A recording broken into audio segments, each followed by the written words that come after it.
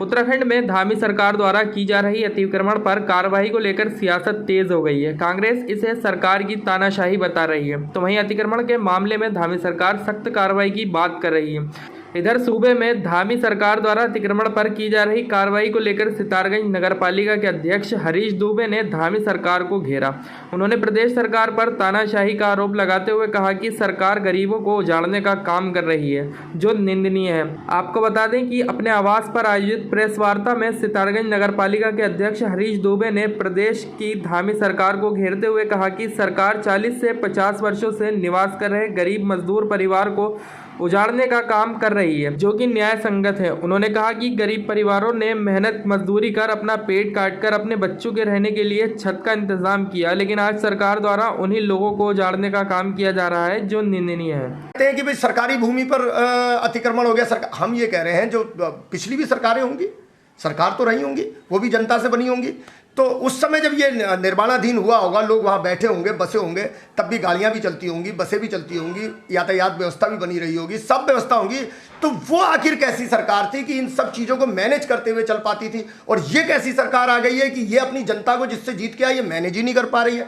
सिवाय उजाड़ने के इनको कुछ दिखाई नहीं दे रहा है। चाहे आप मज़ारों की बात कर लें, चाहे आप मंदिरों की बात कर लें, चाहे आप खोखेपड़ की बात कर लें, चाहे आप लोगों की दुकानों की बात कर लें, चाहे आप लोगों के घरों की बात कर लें, चाहे झाल के दलितों की बात कर लें, ये समझ में ही नहीं आ रहा कि देखिए इस सरकार का कोई काम नहीं है। मुझे तो ऐसा लगने लगा है कि इस सरकार का कोई काम नहीं है, सिर्फ उजाड़ने का काम कर रही है। और किस तरीके से क्या सोच रही है ये सरकार कि हम लोगों को उजाड़ कर किस तरीके से ये वोट लेना चाहती है, मेरी ये बात समझ से बिल्कुल परे। अब लाल कुआं क्या, मैं अपने सितारगंज की बात बता रहा हूँ। मैं ही बहुत ज़्यादा जब से चुनाव जीत कर आया हूँ, सिवाय मैंने तोड़ फोड़ के यहाँ पर कुछ नहीं देखा। पहले मेरी खटीमा रोड तोड़ी गई, फिर मेरी जेल कैंप रोड तोड़ी गई, फिर मेरी मीना बाजार तोड़ दी गई, फिर उसके बाद किनारे किनारे की बस्तियों में अब ये नोटिस जा रहे हैं कि झाल है, हमारे दलित, हमारे जो वाल्मीकि बंधु हैं, वाल्मीकि भाई हैं, उनकी झाल उजाड़ी जा रही है, लोगों को घरों से उजाड़ा जा रहा है। फिर जंगलातों की तरफ ये बढ़ना चालू हो गए, जंगल की तरफ जा रहे हैं। भाई वीरेंद्र नगर गोठा जैसा ये लगा लीजिए लंबे समय से, भाई मेरा तो जन्म हुआ है, मैं तो तब से देख रहा हूँ भाई।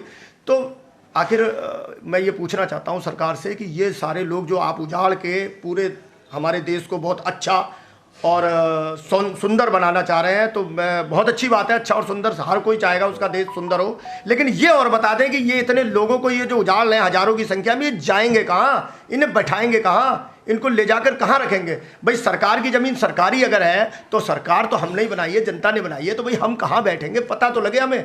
ये भी सरकार को अब लगे हाथ स्पष्ट कर देना चाहिए। देखिए मैं जो सरकारें ऐसा के ज़माने में ऐसा कहा जाता होगा, मैं उस पर नहीं जाते हुए सिर्फ ये कहूँगा कि सरकार जनता बनाती है। सरकार ये बिल्कुल गलतफहमी में ना ले कि सरकार से जनता है, जनता से सरकार है। जब तक जो सरकार इस बात को भूल जाएगी कि जनता से सरकार है, वो सरकार फिर चली जाएगी, उसके जाने का समय आ गया है। अगर ये बिल्कुल अब भी नहीं चेती तो आने वाला समय बड़ा ख़राब होने वाला है। तो हमारी मीना बाजार से गायब थे। अब मैं लाल कुआं में तो क्या हो रहा होगा, वो लाल कुआं के चेयरमैन साहब होंगे, वहाँ के नेता होंगे, वहाँ के प्रतिनिधि बताएंगे। मैं तो अपने मीना बाजार की बात बता रहा हूँ। मेरे मीना बाजार से जब ये बुलडोजर चलने लगा तो सारे नेता गायब हो गए। चलिए उसके बाद वहाँ पे समय मिला, लोग एक दो प्रतिनिधि आए, व्यापार मंडल के पूर्व के प्रतिनिधि जो मेरे खिलाफ चुनाव लड़े थे, संजय गोयल जी, वो भी आए, और भी लोग आए, कुछ लोग आए और उन्होंने समय दिलाया, इसके लिए उनको धन्यवाद है। हम हैं आपके साथ।